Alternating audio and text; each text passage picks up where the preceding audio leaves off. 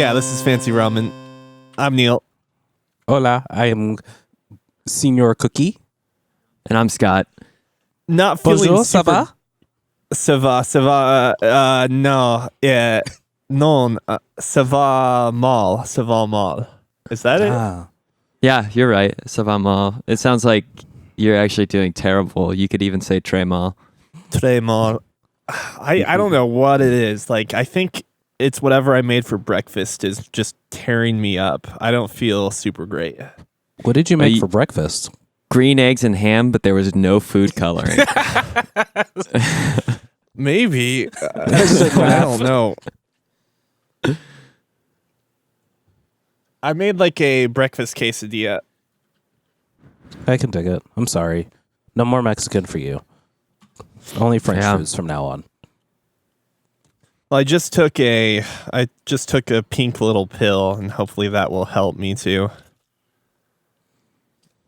Ecstasy? Pepto-Bismol. Speed. I've always been of the belief that that liquid Pepto-Bismol works better than the pill. Probably. But I'm hoping that's not the case because we don't have liquid here. So why do you, if you thought one was better than the other, why do you keep the, in your case, inferior version? Yeah. Well, maybe he's not the one making that decision. Touche. Well, we can make this an early one. A quick one. Quick-er one? Quick-ish one. Yeah. Quick-ish one? Aside from my gastrointestinal distress, what have you guys been up to? Go ahead, Cookie. We invested in some bar stools for our kotatsu and then just lopped off the bottoms of those bar stools, and they work great as kotatsu chairs. So kotatsu.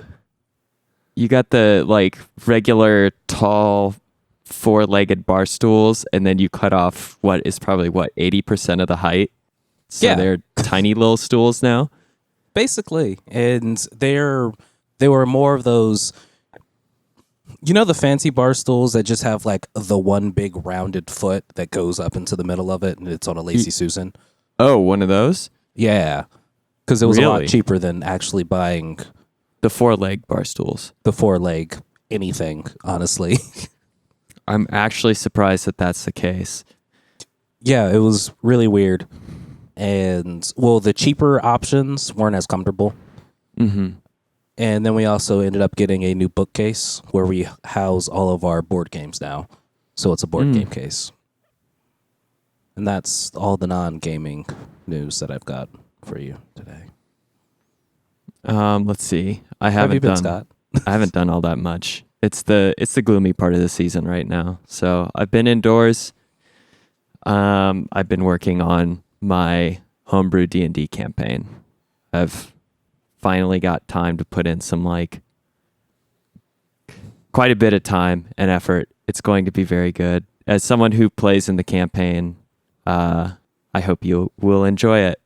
As someone who forgot they were playing in your D&D campaign, I hope I will too. Yeah, your group doesn't long. play near as often as the other one. So what's nice, I guess, at least, is that I always have materials and stuff produced for the group ahead of you, and so it's actually even easier to run your guys' stuff because you're always the lagging strand.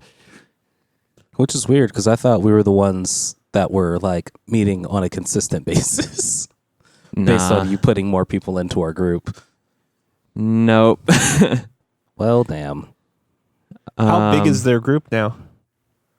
Well, your guys' group, it hasn't actually really grown, I don't think. It's 5 people, which is like pretty ideal. And the other group is approximately, I think they're at 5 as well now. I could have swore we just picked up 2 people on the last group, in the last session. So someone joined the other group, and then I don't know who you're thinking of for your group. Yeah. It doesn't matter. Those numbers don't matter. But yeah, 5 is an ideal number to run with, I think. There's normally at least one overlap of role or skill of some sort that keeps everybody from getting dunked on in special situations. And I don't know. It's a lot of fun. We can take it. Yeah, it's been approximately 1 month since we last ran, as all of our notes are from 9/20. Oh, yeah. Yep. There's lots to do. I've put together... Well, I don't want to spoil anything on here, and it doesn't really matter. So I haven't been up to much either, is what I meant to say. Nice. Oh, I guess I can say that I produced a new song over the weekend and over the last 2 weeks, and I think it's finally finished. Is that what you sent through your drive link? Yeah. I would say it's done. I haven't listened to it yet. Maybe I should use it as an intro. Just, for one special episode, for this episode. You certainly can if you want. Unless you plan on, going through the licensing and stuff, that would mean copy striking it automatically? No, I will not copy strike your thing. I will not copy strike my own content. Well, I mean, if you go through BMI or whatever services, I think it actually goes through an automated process. Oh, nice. No, I just released my. I'm of the ilk of, if you hear something that sounds nice by me and you like it, if you want to pay me money, you totally can and use it. If you don't want to pay me money, you totally can, and then just use it anyway. And I'll be none the wiser. If you give me a shout out, that'd be even better, though. Honestly, I'll take a shout out over money. And for those of you listening to the Fancy Ramen Podcast, I also shaved. Well, yeah, you can hear it through, less scratches on the mic. But yeah, that's all the non-gaming stuff that we've been up to. You ready to talk about games, Neil? I'm trying to. I can't tell if I'm going to be better as we get further into the podcast, or if I'm going to be at my best right now and only get worse. It's like, you need to go to the hospital, Neil? I don't think so. You look like you're dying. I feel like my tolerance for pain is pretty low. So like if I can sit through an episode of a podcast, it can't be that bad, right?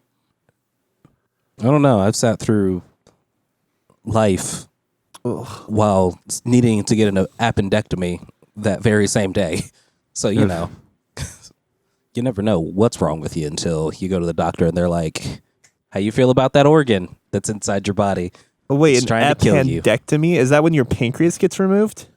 No, your appendix. Appendix. Oh, right. Appendectomy. Okay, that makes sense. I can really quickly just say a few short blurbs. I put a little more time into Beat Cop. I finished Final Fantasy Tactics on stream, so I was surprisingly quicker than I expected. There's just a lot of side content that I never unlocked the ability to do, and before I knew it, I was at the boss thinking that I was just at another segment that would lead me to the final chapter of the game. But I was like, whatever, it's cool. I'll play some Beat Cop while I wait for my next game to download. And I might have brought up Beat Cop to a very small degree before, but if I did, I hope I made the comparison. It's the cop version of Papers, Please. And by that I mean, instead of hanging around in a border patrol or border control, border entry building, you have your own block or a couple blocks that you are on the beat on, so to speak. Mm-hmm. And the comparison actually is way more fitting now that I've played some, because it really is the situation where you have so much that you're able to do or that you're asked to do, and you just don't have enough time to do everything. So aside from it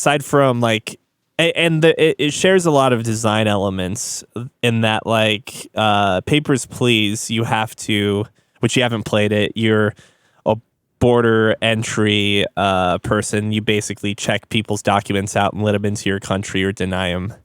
And the core mechanic of that game is that the more people you process, the more money you make, which allows you to not let your family starve in Soviet Russia. I mean, Artotska or whatever. Ostolska, whatever the fictional country is. What's that? Is it Ostroitska. Whatever it is, it's a fictional country. But That has no similarities to our concept of Soviet Russia, of course. none whatsoever, or any neighboring countries that could be referenced. I mean, not referenced. But I found the name Arstotska. Arstotska. Yes, that sounds right.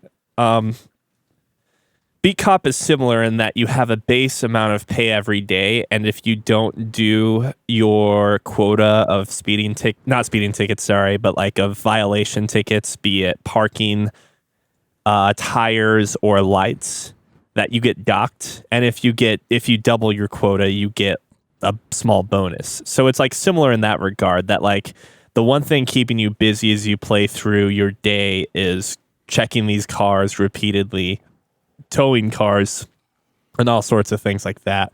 But on top of it, just like how Papers, Please has like this story that kind of touches on the concept of morality.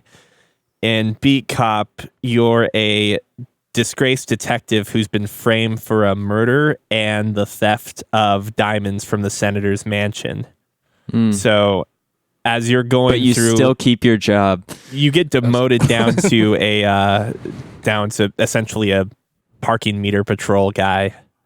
So what you say is, if I do that, if I become a detective, I can steal diamonds from the mayor's house, keep my job for a year, then retire, hawk the diamonds, and be a millionaire. I mean, Right. potentially. And a pensioner.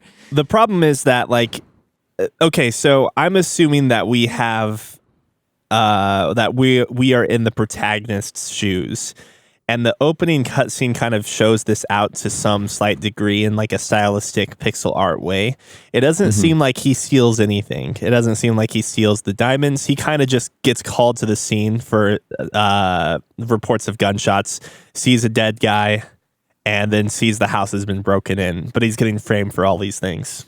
Whether or not that's actually true, I don't know. The game could be pulling a fast one on players, but that's yet to be seen. He's also framed for murder in addition to this heist. Yeah, he's framed for shooting this person that was found on the scene, who might have been the culprit, who might have been someone breaking in. Who knows? I don't recall if there's details given. That part's kind of, I mean, the aspect of the crime doesn't matter so much, it seems like, as to what you do about it, if that makes sense. Okay. And the game is very stylistically meant to like mimic an 80s trashy cop movies, if that makes sense. In that, like, there's a lot of, not a lot, but there are like a few crude lines that I think are supposed to kind of put the game, it's like the game is not supposed to be racially insensitive, but I feel like the game uses some lines to place the story in the 80s, if that makes sense. Yeah, so it's racially insensitive. Yeah, basically. It's like it is kind of bothersome in that no characters really seem to stand up to some of the language used. We're not saying N-word, but I do see D-word.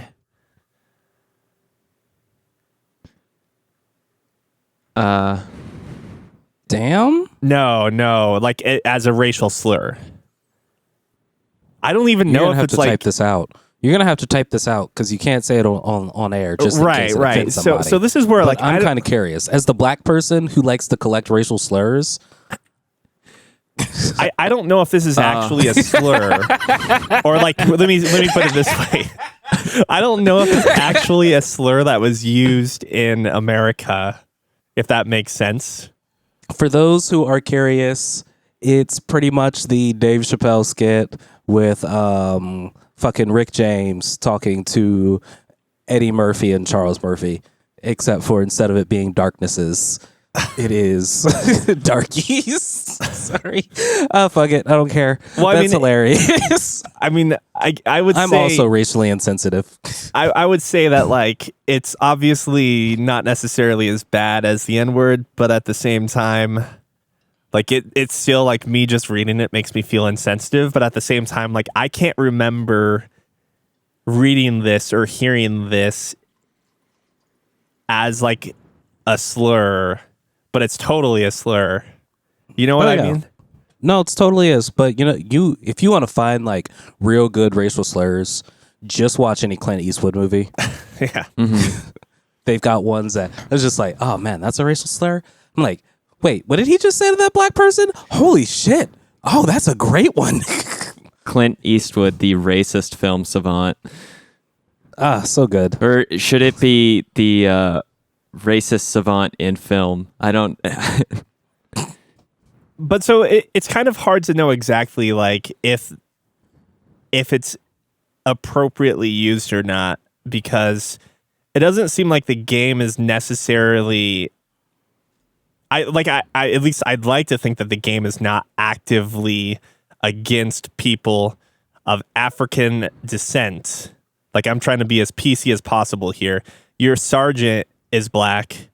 You have like when you catch criminals, whether it's shoplifting or anything, whatever, generally you have police officers come and take them away. It seems like granted it's pixel art, so you can only tell based upon the 5 pixels of skin that you can see. Mm-hmm. But it seems like the officers tend to be racially diverse in your officer pool, if that makes sense. Mm-hmm. But that being said, the 2 entities or groups that you have to deal with on your block are known as the crew, which you can totally take like a racial stance on that. Like, that is exactly what it's supposed to be, right? Because this is New York, like 80s New York gangs. And then you have the Italians. And the Italians, obviously mafioso. And the game is like aware of the racial profiling of this era too, because like pretty early on, one of your police buddies ends up getting gunned down, or not even a police buddy. It's your first day on the job, and you meet this person. He gets gunned down by a group that everyone associates as part of the crew. And when your character goes up and tries to intimidate people for information, they're like, dude, just because like the shooters were black doesn't mean they're part of our gang. All right. But like kind of getting past that, I feel as if the story is at least going in an interesting, shitty 80s movie style plot twist. Like there is some sort of conspiracy going on in the background. Mm-hmm. And the gameplay is kind of, it's pretty enjoyable. It kind of sucks having to meet your ticket quotas every day. And the most interesting part, I think, is trying to manage your relationships between the police, the public, the mafia, and the gang there. Because I'm assuming if you let your relationship drop too low, and they have meters from negative 100 to positive 100. Mm-hmm. If you let your relationship drop too low out of any of those groups, I'm assuming you're going to get a game over, be it from someone murdering you or getting kicked off the force or whatever the case is. Mm-hmm. Would you say that the minor ticket violations that you have to distribute in order to earn money or make it to the next day in the game are essentially there to add like pressure or time constraints to unraveling the like more interesting portions of the plot in the game? Yeah, absolutely. Like I remember reading some of the Steam message board posts about people asking for a mod that would basically slow down the passage of time, and the developers are all very vocal in saying that like they made the game this way so you would feel pressured with time and realize that you can't do everything that people ask you to do. Mm-hmm. So, and I don't think it's in the best interest of design for the game to let you do everything either, because that would mean like a lot of the things that could kill time in that game, aside from the tickets, are taking requests from the mafia or the gang, and like let's say someone's saying that, hey, we need you to we need you to act as a courier, bring this over to this place on the street, that sort of thing. And like just the act of walking down the street takes a while unless you decide to start running. And if you do run, it lowers your stamina. You have a stamina meter and you have a stamina stat. The stamina stat, I think, resets every day and is built up based upon eating food, like from the diner or at the donut shop. Wait, it gives you more stamina to engorge yourself on a bunch of food? I'm really wondering if there's some counter going on in the background that Eventually your character goes from skinny to fat. Well, I'm thinking more along the lines of diabetes, even. Yeah.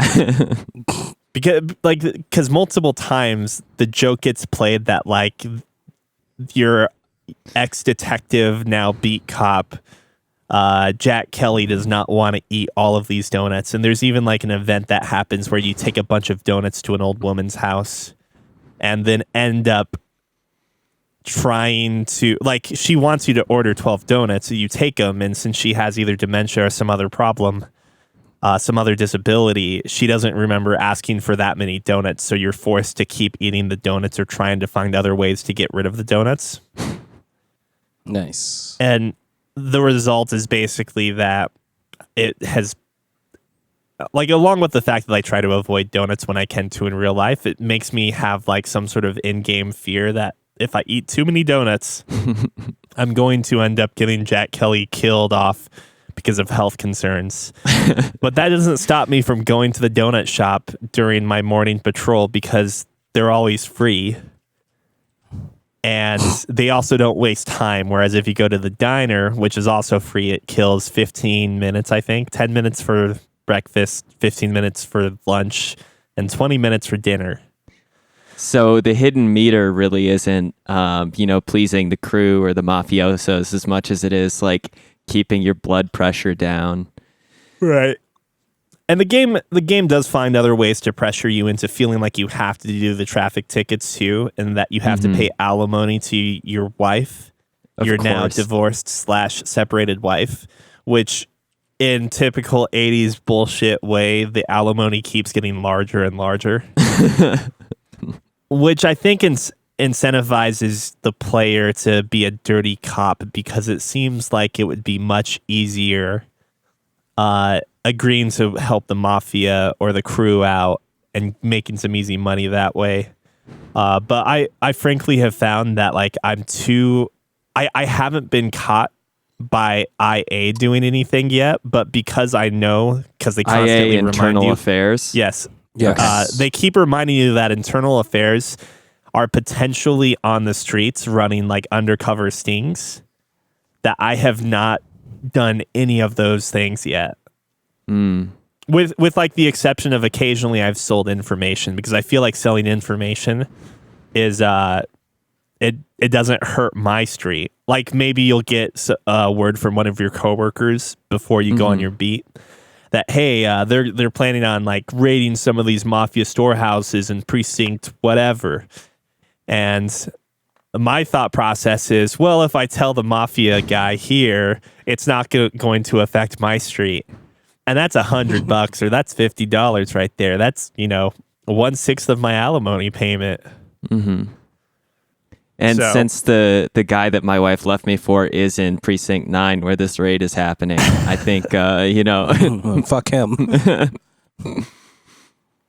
But there's just a lot of weird, crude humor too. Like going up to there's a Catholic church or cathedral or whatever you want to call it, and when you go in and talk to the father, I don't know if it was just a one-time event or if it maybe is randomized.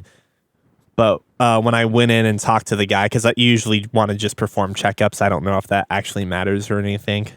The father was like, "Oh, I swear, I was just with him for a moment," or something like that. Huh. and Jack Kelly is like, "No, I just came in to say hi." Oh, right. Geez, father, you're looking awfully pale right now. You should maybe like take a break or something, like to insinuate that the father is doing something very bad. Yeah, the game and is then very Jack Kelly does invite him into the confessional on the other side, and says, "What can I do for you, Father?" Forgive me, officer, for I have sinned. Yeah. But this one's going to be off the record. The game is definitely crude. I'm just really interested to figure out exactly what's going on with the stolen goods, and then I think I'm bailing out. I'm not really that interested otherwise. And then very quickly, I started playing The Alliance Alive. It's a 3DS game that was remastered, HD remastered, and then ported to the Switch. It is a pretty chill, casual RPG so far, and that's been pretty nice. Made by the scenario writer is the guy that essentially created the Suikoden series, which are games known of, like political / magical strife and having like a strong element of like rebellion or revolt, resistance, that sort of thing. This game, unsurprisingly, is about humans rebelling or resisting their daemon / beast overlords. Much less realistic than the Suikoden series, but so far I'm getting a good kick out of just like the way the story is being told and so forth. I'm not really expecting like huge or amazing story writing, given that it started as a 3DS game, but I might be surprised. What have you guys been playing? After you, Scott. After you.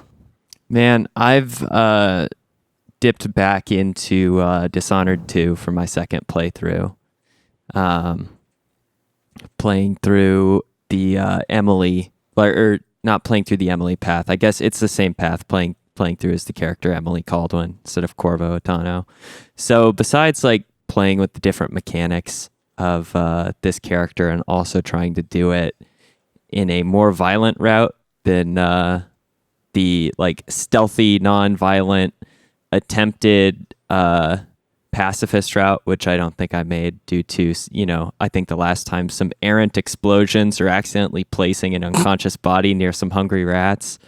This time I'm kind of on the opposite end of the scale, where if someone can be eliminated most easily with a long distance crossbolt to the head, or probably my favorite power, pulled from afar into my reach with her essentially tentacle movement ability, then I'm going to opt for that as opposed to the much more difficult like drop from above or spend like half a minute choking out a guard and then gently laying him apparently next to hungry rats and realizing that doesn't count as non-lethal. It's been fun. There's not much to talk about for it though. It's just like revisiting how like well designed the levels are and how each level has like essentially a thematic like it has essentially a thematic element or mechanical element, especially in the later levels, that is tied into that one exclusively. I just finished going through an area in the Dust District where you're playing through a sandstorm, and so you have the incentivization of like taking cover while these sandstorms blow through, but they also provide you with like visual protection, so you can be like take more aggressive movements in an otherwise exposed space because the dust has made it difficult to see. Or like previous to that, working with the Jindosh Manor, I think in chapter 4, where it's a bunch of like interchangeable rooms that like transform based on the pulls of a lever. And what's really nice about that is because this is a real-time game where things are shifting. There's a lot of like opportunities that you don't see in many other games to essentially like jump into the changing frameworks and get into the like guts of the interchangeable or clockwork mansion. Yeah, it's really cool. It's just made me nostalgic for playing a really, really well-crafted and I think more original IP. And of course, that inspired me to also play some Skyrim this weekend, which Opposite ends of the spectrum. I know, it both published by Bethesda, but I don't know. I picked it up on a whim, and I thought That's how they get you. I know. I thought if I play it entirely differently from how I normally do, maybe I could like derive some more pleasure entertainment. Because I've really had this, I've been bit by this D&D bug, and I don't want to spend all my time on Divinity Original Sin when I have other people that I'm playing it with or will be playing it with. The single player experience, I don't know. I don't want to spoil anything. Have you checked out the DM mode for Divinity? Oh, I'm aware of it, but I haven't actually looked into it, and I need to. It's nifty. Yeah, and I think it looks like it's really, really, if you're willing to spend the time, it's like a really detailed way to essentially create your own like maps and combat encounters and whatnot. You just have to work within the framework that Divinity sets, but it leaves like, I guess, a lot of flexibility. You say DM, but it's just like a campaign editor, right? Yeah. Kind of. So it is a campaign editor. Yeah, no, it's literally a campaign editor where you're putting down the NPCs, if that NPC is a shop, what they're going to be selling. You've got different areas of the map that you can hobble together to say, okay, you're in town. This is the overarching map of the town. If you want to leave town, then it brings you to an overworld where you can have the entire world built out. But until the characters actually do a certain flag, that part of the map is not like revealed to the characters to be able to go in and out of. I mean, it's RPG Maker, right? It's a game that happens to come with its own RPG Maker element, which I always think is cool. I just wanted to make sure it wasn't like a mode that enabled you to also oversee someone as they're playing your campaign and then change things or influence things as they go. Ooh. Because that's what I would see like a DM as, a DM mode. You set the campaign and then you kind of get, what would it be called? Like director's mode in Left 4 Dead? It would, where like you can change minor things like, hey, you know what? These guys have scaled up like a little stronger than I expected them to. Maybe I'm going to add these enemies into the next encounter to spice things up. Mm-hmm. Yeah. No, that totally makes sense. So yeah, it's more of a level editor because I don't think you have that much control unless, say, people that are running it, like you're running it with friends, are going through it with friends, and you notice that you guys are just kind of running through all the encounters. Unless it's like, okay, we're ending tonight here, then you just go into the level editor and pop in 7 more. There's no on the fly. I mean, it's a lot to expect. That would be super difficult, but it'd be very appealing. I don't actually know of any game that gives you that kind of option to, I guess, mimic the sort of like D&D or tabletop style that isn't, or I should say, I don't know any video game or like digital interface like that. Like the best you can do is either use, that I know of, is use Tabletop Simulator, right? And run it in Tabletop Simulator. But in that case, you're simulating a tabletop game, so it doesn't necessarily count. You don't have the same great degree of like AI and UI and so forth that Divinity Original Sin 2 would have. You're doing all of it manually in a digital space, which is very different.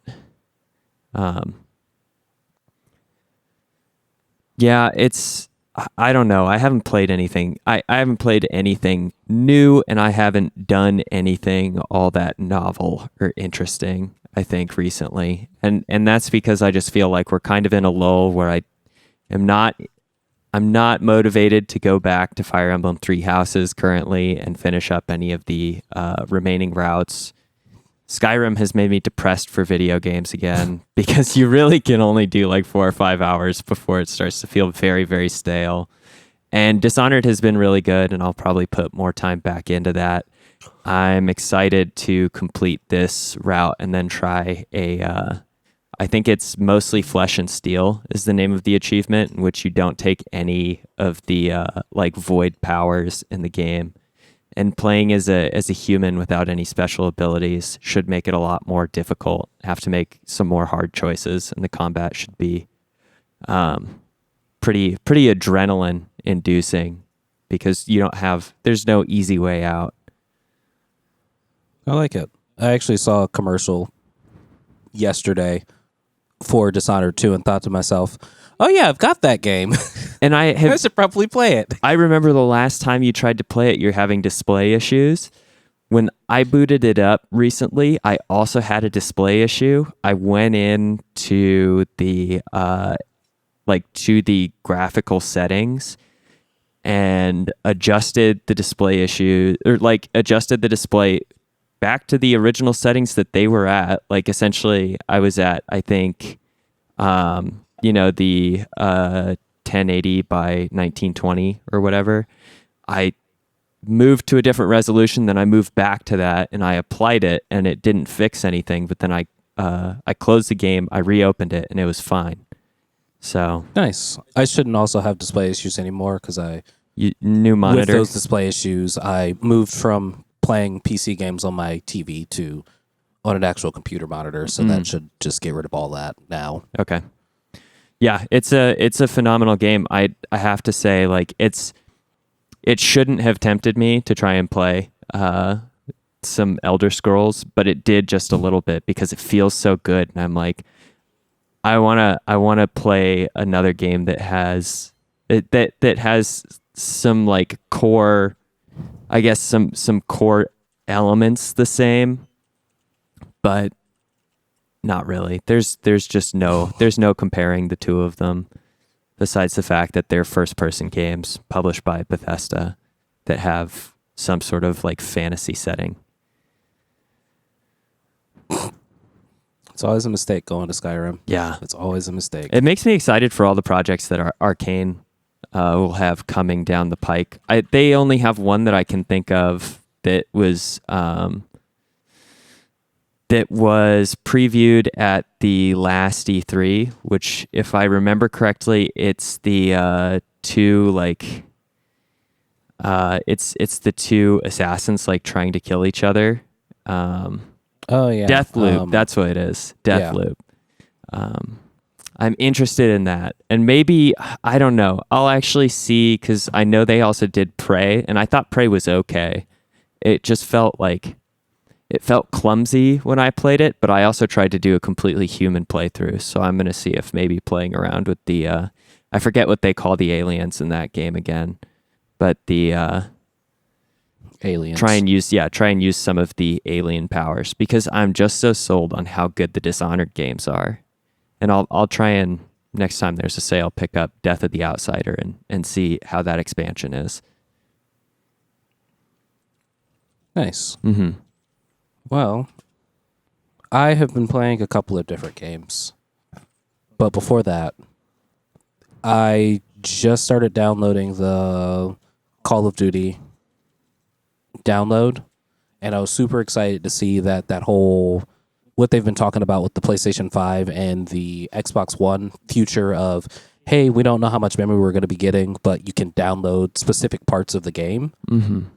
I was super excited to see that when I went to go download Call of Duty Modern Warfare, it was like, okay, you've got, I think it was 8 files to download, and you could choose which ones you wanted to download. It separated the campaign into 2 separate chunks of I think it was between 7 and 10 gigabytes each. Mm-hmm. Then it had a multiplayer download, which was 10 gigs. It had the Spec Ops download separated into 2. One was 10, one was 5. And then it had 2 survival modes. Right. And you don't want to forget the do, weapon download, because the game gets just way too hard. But that made me super excited for okay, this is what they meant by, if you want to just download the campaign, you can download the campaign. And then you could delete the campaign, because you don't care about the updates to what's happening to the campaign mode. So gone are the days of having the file sizes be 150 gigabytes because all you're using is 10 gigs of the actual software. So that was pretty fun, pretty interesting. It is, especially a nice surprise this morning. I think because I saw a commercial recently for the newest Call of Duty, and it seemed like it was really trying to capitalize on, they wrote like a really big, expansive, and interesting story having to do with chemical weapons or something. Probably. Yeah. I'm excited to finally being able to play the story. Chemical weapons that turn people into zombies. Ah, okay. Biohazard. No. I don't know that. Well, I mean, it's no more ridiculous than the premise that you, this one soldier man, essentially travel all around the world to stop these chemical weapons with your trusty, like, M16. I always found it strange that, like, it hasn't become a character at this point, like a Sam Fisher or a Solid Snake. That way they can kill him off just in case, though. Because Call of Duty Modern Warfare did do that, where your character, dies in the helicopter crash and sees the aftermath. At the very like beginning. It's not like the very beginning, though. It's like after Modern Warfare? Yeah. It's after like a the chapter helicopter or two, crash right? after the nuke? Yeah, the nuke was the very beginning. That was like the first mission, followed by a nuclear explosion. Oh, okay. Maybe I was mistaken. Press then. X to Marn. Okay, yeah. Sorry. I moved on too quick. I remember that being an effective twist, at least when I was a teenager, though. I was like, what do you mean my character's dead? I beat the level. I don't understand. F to pay respects. Yeah. Yes, that's what it is. I mean, it would be X on you pay your respects. PlayStation. Yeah. Oh, yeah. But besides that, I have low-key kind of fallen in love with Xbox Game Pass. I decided to spend the $1, or one of my friends was talking to me about getting on to Sea of Thieves, and they donated me $1 and said, hey, just get Xbox Game Pass on your PC. It's $1 for a month. Did they Venmo it to you or whatever? The pay app? No, they handed me a physical $1 and said, do this, get this game. And let me tell you guys, if this game had come out this year, it'd be my game of the year. It is low-key the most boring and yet most exhilarating fun I have ever had in a video game. Is it like, in a weird way, kind of like playing Skyrim? Like, ignore the parts of Skyrim that have to do with the RPG and stat stuff. I'm talking about gameplay-wise. Is it kind of like a Skyrim game, but just multiplayer? First person, interact with your environment. You shoot and you slash things. And you shout. Yeah, it's basically that, but instead we're going to take away the UI of Skyrim. Right. All you get is your health bar and how many bullets you have at the time. And you can only carry 5 bullets no matter which weapon you have. There is no RPG element to it. So you are max strength, but you are not max skill, because you as the player have to gain the skills of being able to do these swashbucklery things. It literally... It's kind of like The Long Dark, in a sense of it drops you on to this space and says, hey, it now has a tutorial that apparently did not exist when the game first came out, because nothing existed when the game first came out. But it quite literally says, hey, this is the main shopkeep guy. This is how you accept quests. These are the different shops that you have to go to. This is where you turn in chests when you find them. And then it just lets you be free. I will say soloing this game is a fucking nightmare, because everything is dangerous to you. Everything.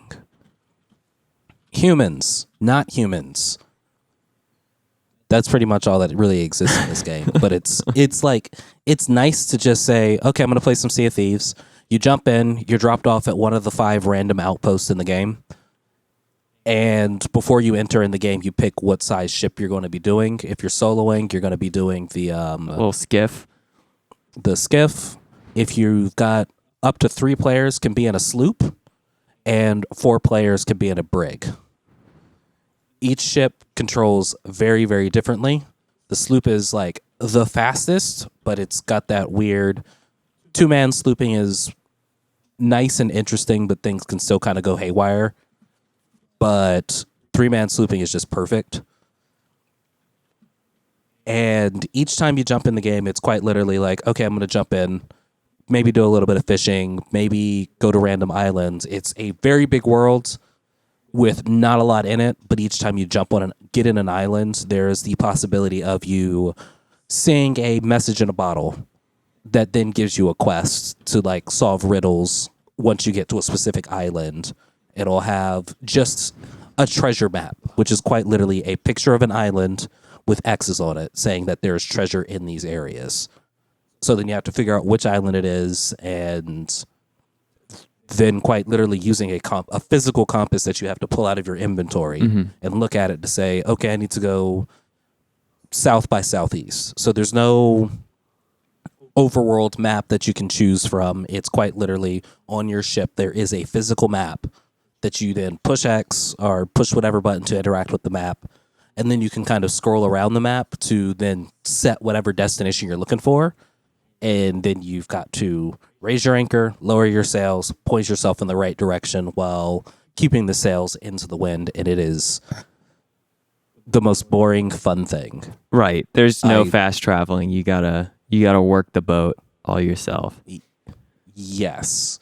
And I realized as I was kind of playing by myself, I was like, okay, this is kind of boring because I'm not really being social with anybody. But then things get out of hand very quickly. And I was like, and all of it's done by musical cues. So it's like, okay, this is the nice going fast on the sea and everything's good. Wait, I've never heard this musical cue before. What is this? And then there's a giant tentacle that comes out of the water, followed by several others. And now I'm surrounded by a kraken. I got killed by a kraken. Then there's the megalodon that's around. And it is just a great time. They recently introduced a new raid into the game. And since everyone is max level, as long as you've got a group with you, you can raise your alliance flag to say, hey, let's team up with other crews and let's do the raid. Because you're not going to be level capped out of a raid because you don't have good enough gear.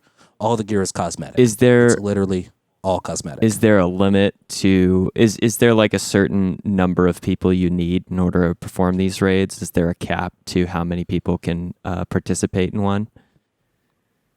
From what I've seen, no. The last time that we did it, we ended up doing it. I've done it twice. The first time it was me and one of my friends that I was on with, so we were a 2-man crew. And we had a brig of 4 people and a sloop with 3 people, just all with us. The second time we did it, we were a 4-man crew, and there were 3 other brigs of 4-man crews doing the raid with us. So it's quite literally just as many people want to alliance up. And it turns out that this game is not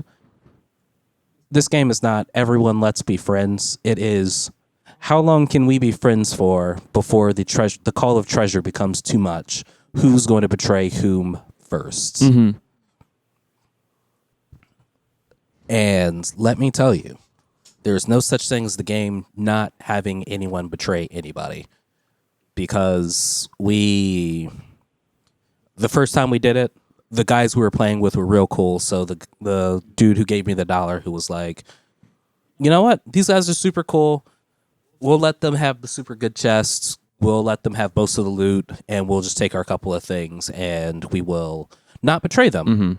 Well, their ship ended up sinking during the raid. So we were all loading all of our loot onto our boat, so that way we could ferry them to shore to get to an outpost and sell their loot. Right. Because we were like, this is fine. Well, we didn't realize that one of their guys had died. So he then started coming back with their ship to the area. So while we're loading on loot, So their ship respawns after it sinks? yes, Okay. all the ships respawn at a nearby outpost. So their ship respawned. They were like, "Oh yeah, no, thanks, cool, thanks for letting us hitch a ride since our ship's dead." And we're like, "Yeah, that's no problem." And then next thing you know, I'm loading up a powder keg barrel, which is a barrel apparently worth a lot of money. Mm-hmm. So we were loading these up, but if you shoot them, they explode and they do a lot of damage to your ship. Mm-hmm. I'm loading up these barrels, and then next thing you know, I die. And Clay's like, the guy I'm with is like, "Oh God, Cookie, what happened?" I was like, "I died. I think I accidentally set off a barrel." And he's like, You didn't accidentally do it. "I did not accidentally do it, because whenever you die, depending on how you die, you get put onto a ghost ship where there is a flame in the middle. If you hold your lantern up to the flame, you can choose to take a flame. Depending on how you die, certain deaths trigger certain color flames to appear." He's like, I was like, "Nope, I accidentally killed myself because I've done it before. Because, day 2 of playing this game." And he's like, "Oh, okay." And then I tell him, "Oh, well, this is interesting." He's like, "What?" "My flame is pink." He's like, "Fuck." It's a retribution flame. It's a gangplank barrel. Yes. Pink flame means that another player has killed you. Uh-oh. In order to do this raid, your ship has to have all the colored flames. So you have to die by shark, by snake, by getting hit by a giant lava rock, getting struck by lightning. And I think there's like one more other shark, snake, player, flame, lightning. So yeah, those are the 5 colors: white, blue, purple, pink, and some other color, red. So what happens after you die? Like, you're on this There's ghost a little ship. bit of you're on this ghost ship. There's a little bit of a spawn timer. You hear you hear the toll of the dead, and then the ghost ship's door to the captain's office opens. You walk through and you respawn. And since our boat had sank because of all the powder kegs we had on it, I spawned on a faraway island with the boat. I looked at the map because we were still in an alliance, and I saw that their boat was almost there. And I was like, at this point, the guy I was with, he is a PvP monster, had killed the other guys that were with us, but they were spawning on their boat at this point, so it was kind of a losing battle. So we tried to hunt them down. Their ship was faster. We lost all our treasure. And it's sad. The next time we did it, we were the first to betray people. So there's a first mover advantage in this for sure. Oh yeah. So, but no, it was it's a very fun social game. If you've got $1, I suggest, if you've got $1 and you are using PC, just get the Xbox Game Pass for a day. Sure, you've got to go through the Xbox launcher, have some friends who do the same, and just go on an adventure. The riddles for the riddles that the quests are kind of low-key difficult, especially if you don't know the world and what each island actually is. The combat is okay, but just the social interaction of it all is wonderful. So you can pull out music instruments, and depending, if someone pulls out a music instrument, they'll start playing a song. If someone else pulls out a music instrument, like a different one or the same one, they'll join in playing the same song in unison. So you can have a full band of a banjo, a hurdy-gurdy, drum, organ, and I forget what the last instrument is, but either way, it's just a great time of just interacting and being. It's kind of like how a lot of people describe their time as playing Destiny 2, just a time to zone out and play with friends. I didn't really get that with Destiny 2 because it was constantly action and you're grinding and you're doing a bunch of stuff, whereas this one is quite literally just, yeah, let's just hang out with friends. Let's get a boat and just go. And at worst case scenario, we run into some things where we have to actually be serious. And at best case scenario, it's quite literally just oh, cool, there's a sunken ship right there. Let's go see if there's any good treasure on it. Fuck it. Right, but the downtime is actually giving you an opportunity to just interact socially. And and that's baked into the concept of trying to travel across the water to whatever your objectives are. Yeah, and it's quite literally the most boring fun I've ever had. Because as I was playing with my group the other day, I was just like, you know what? This game is low-key boring as I was swimming slowly towards the ship with a giant treasure chest in my hand. But I'm also having a lot of fun. Thanks for giving me $1, guys. I'm going to miss you in the next couple of days when Call of Duty comes out and I abandon all of you. Because let's not get it twisted. But it did. The game was on sale for $10 cheaper the last week or so. So I did end up just purchasing it because I was like, yeah, I enjoy this enough to get that done. That's the main game I've been playing is Sea of Thieves, and I decided to get my exercise on a little bit more, so I've pumped out the quest even more. I got King Spray, which is, my God, if you like to do graffiti, it's great. It is a graffiti game. Quite literally, you choose your setting. So you've got a couple of different wall options, and you've got all the fucking colors of like brand named spray paint companies. Right. Red, blue, yellow, and white. Crayola. And then you've got the different types of caps that you actually buy in real life, and they react mostly real. So there's no like real cursors or anything. It's quite literally just you and a wall. If you've got images uploaded to your quest, you can pull out a virtual phone and access the images to then be able to like say, okay, this is kind of what I'm planning on putting on this wall. So I am working right now on a physical piece in my garage of a wall. But you can map it out. And to better understand the piece that I'm doing, I'm mapping it out in King Spray right now, and it's glorious. It feels nice.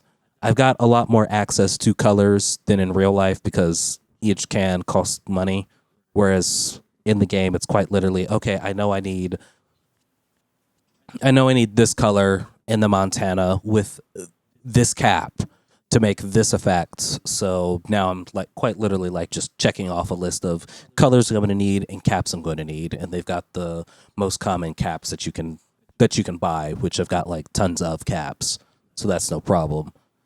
And it feels glorious. I've been playing King Spray, and then the last thing I've been playing is a Knockout League. Is that a boxing game? It is a cartoony boxing game. And I will be honest with you, I'm sore. You're not supposed to take punches in the virtual reality. I'm just sore from throwing all these punches. If I can,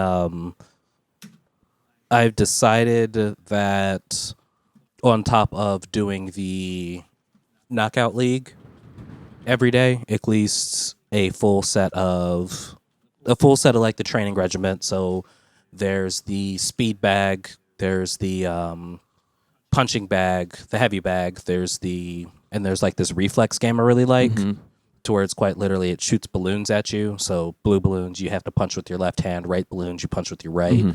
You block volleyballs and you dodge dumbbells. So I'll do the speed bag, followed by the heavy bag, followed by the reflex game, and then I'll do one official match. And that takes usually about 20 minutes or so. Is that P2P or is it PvE? PvE. Okay. And so that usually gets me a good sweat, and then I'll spend the night doing 45 minutes at night doing either Dance Central or Beat Saber. But I've decided with the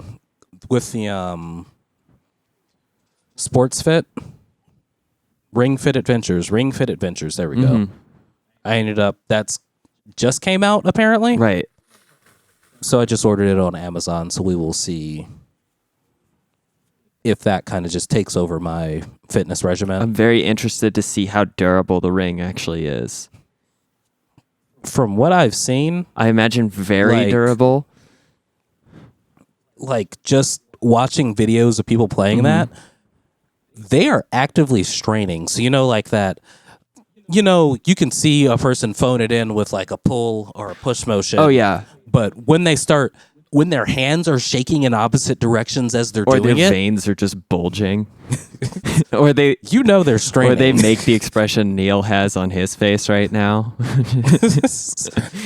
That's more of a comatose dead face. Well, yeah, at the moment. on the edge of life. Then they're putting their all into it.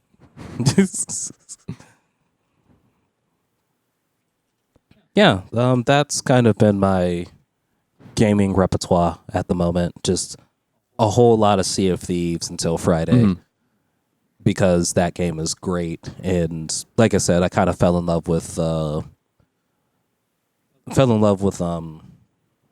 Xbox Game Pass, since a lot of the games work on the PC. So I've also been playing a little bit of Forza Horizon 4, which is, oh my God, I miss racing games so badly.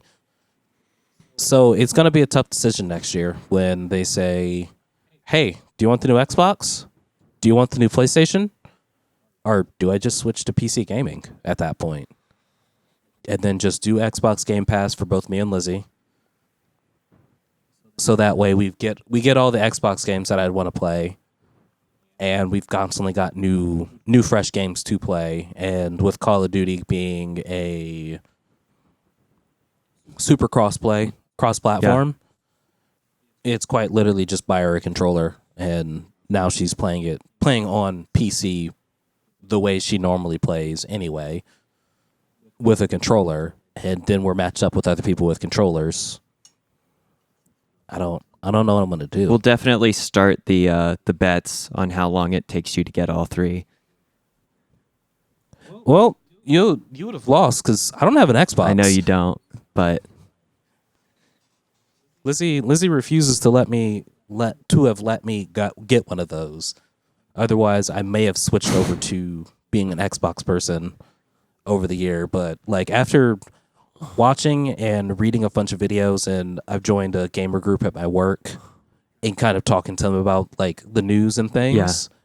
It turns out a lot of people did the same thing I did, which was we were all PlayStation 2, went to Xbox 360, straight to PlayStation 4.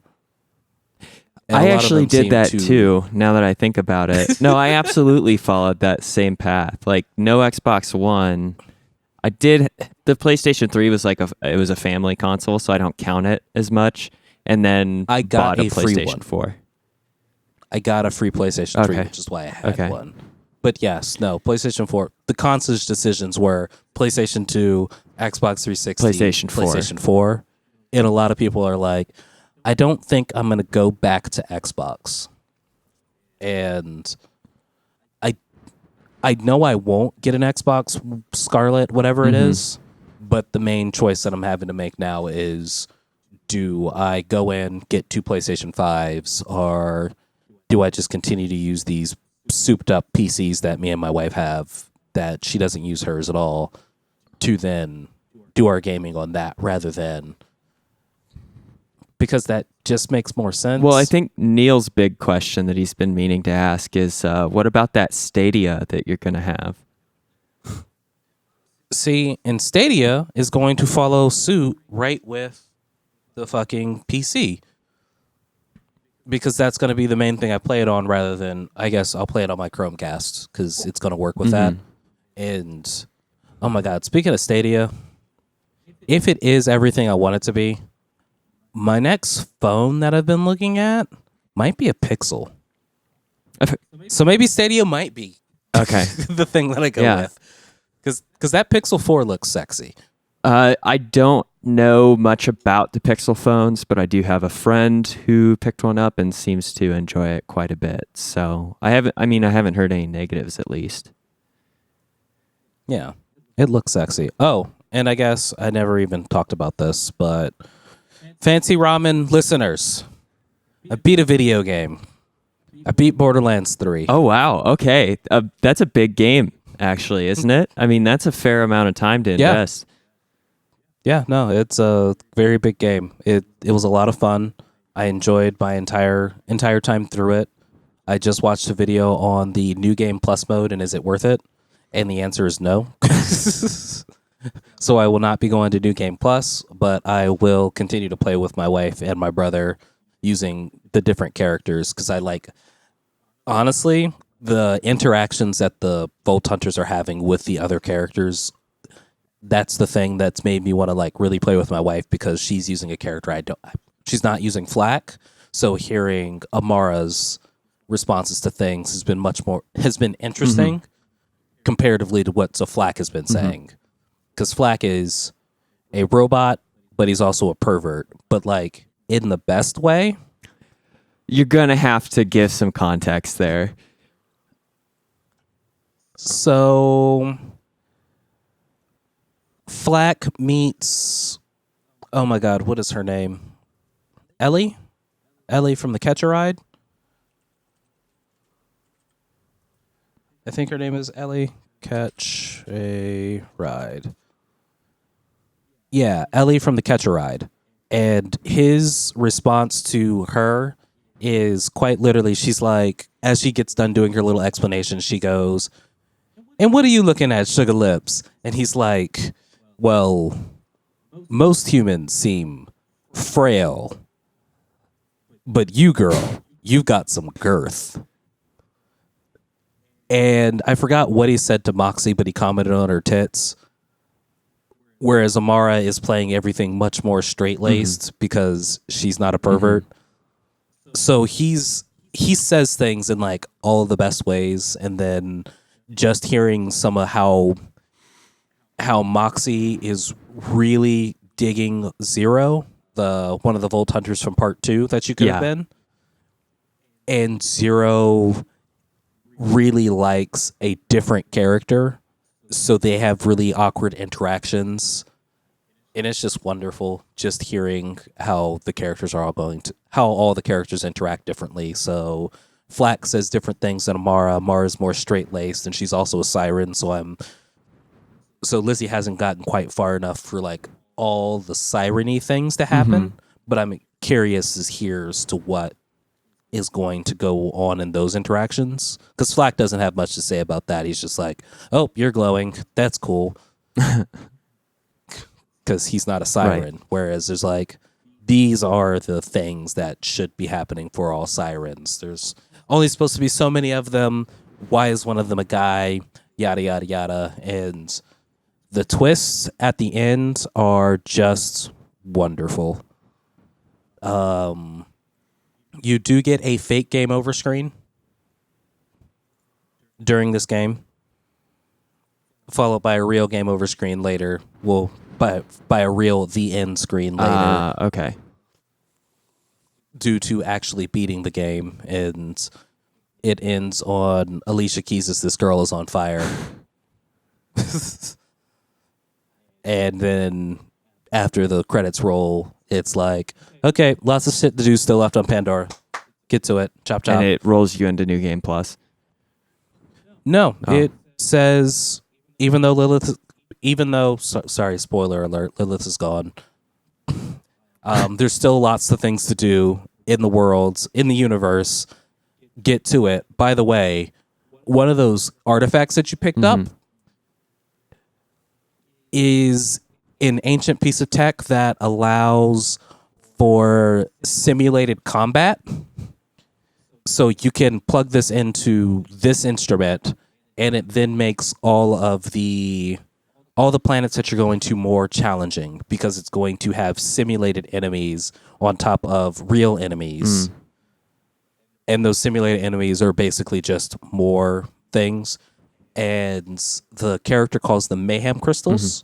You can have up to 3 levels of mayhem mode in Borderlands, and each level of mayhem mode is going to be more intense enemies. Everything's going to still level up with you.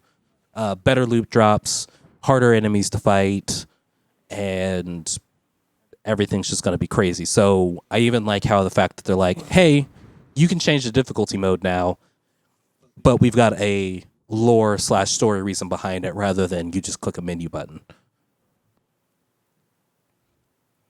Either way, I beat Borderlands 3. I enjoyed the story.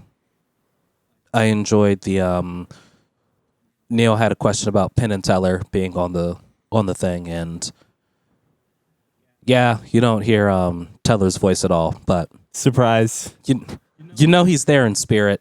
There is some heavy breathing from his character. Is there really? No, I don't know.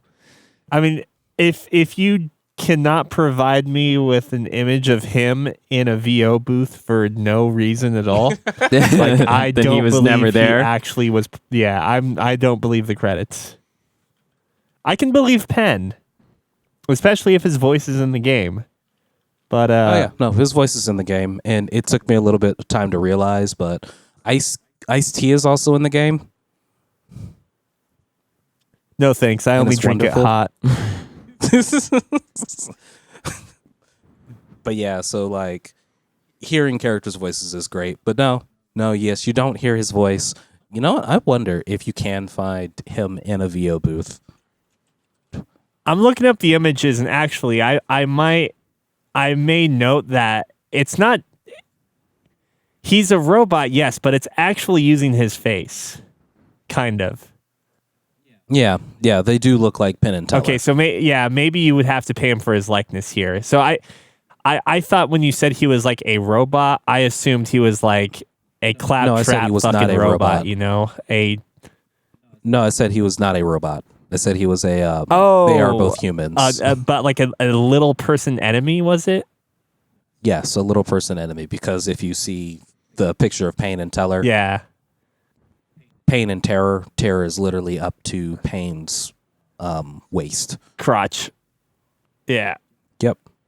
Either way, but no, I still can't see that.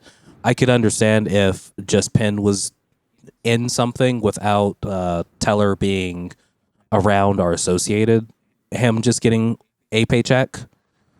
But I couldn't see them both being like slightly associated with something without both of them having something without Teller having something in his contract. Yeah, no, I mean, like, I would only argue if you had it not been his face, his likeness on the character. I can dig it. I'll take this win. I'll take this win and go away. Either way, Borderlands 3. It was a lot of fun. Will more than likely be my game of the year. I think his name is John Cho. John Cho? Sorry? You cut out. Yeah, John Cho. He's been injured. In completely random news, and that's sad. Oh, okay. He got because he's Spike. yeah. Because he's Spike. As filming for the Netflix movie production of Cowboy Bebop. Yep, and they are very serious about him being Spike, so they have delayed. They delayed the delayed shooting production for it. So yeah, so that's sad. In its own way. Do you know what the injury is? Knee injury. While filming? While filming, completely. Apparently, it was like a complete in their words, freak accident that was on a very mundane and completely rehearsed scene, and like the final actually good shot that they were going to be getting. He injured his knee. They flew him from wherever they're filming, which is not in the U.S., to LA to get knee surgery. Wow. And it's going to be an extensive from New Zealand to LA to get knee surgery. And it'll be an extensive recovery period. We don't have to go down this rabbit hole because I think we did at one point in time. I always assumed Spike Spiegel was like a Caucasian, potentially like part Jewish character. Why? Because isn't Spiegel a Jewish name? I guess it sounds German, doesn't it? It does sound German. Yeah. I could have seen Spike as being Caucasian. Spiegel, name, German and Jewish. Yeah. You got it. Yeah, but if they made Spike white, then everyone would have been like, they're whitewashing. But I don't think I don't think the original intention of that show was to be a bunch of Japanese characters. I think Faye Valentine might be Japanese. Faye is Japanese, and so is and I think Ed is Chinese. Yeah, I guess I could see that. Ed should honestly be a race of human that does not exist. One that doesn't have Chinese noses. / Indian. What's that? Chinese / Indian, because I guess some of the the way she speaks. I don't know the Japanese her Japanese VO that well. I just know her English VO being pretty third persony. I was talking her English VO being very kind of like East Asian or like India Asian. Yeah, I can dig that. Like her, like if we're playing off of appearances here, like the fact that she has has darker skin than the other characters in the anime, like would seem to indicate that she's likely not Caucasian or Japanese or Chinese for that matter. Yeah, because like typically Chinese characters in anime and Japanese characters in anime have pale as fuck skin unless they're unless they're gals, you know. Oh my gosh, oh no, not that. I think we might be going a little long for no. If Scott needs to warm up and not destroy his elbow this weekend. My elbow's always fine. It's his shoulder. It's my back and shoulder. If you have comments, questions, or corrections, podcast@fancyramen.com. Don't hesitate to watch Neil Twitch at twitch.tv/FancyRamenTV. I might literally be twitching too, depending on the stomach pain. I am going to start actually twitching a lot more often starting next week with the release of Call of Duty at twitch.tv//cookieskimilk, CUKISKMILK. And I am pretty sure Jay Frey All Day still exists, so, catch him there. Why not? And please tell your friends about the Fancy Ramen Podcast. Best way to grow our listenership, and it's greatly appreciated by the three of us. Have a good week, everybody. I'm going to go and try not to die. Boo-boo. Yeah, we'll find out based on the episode title. If it's Neil Beefs It, we at least know that his final act was to finish editing and publish it.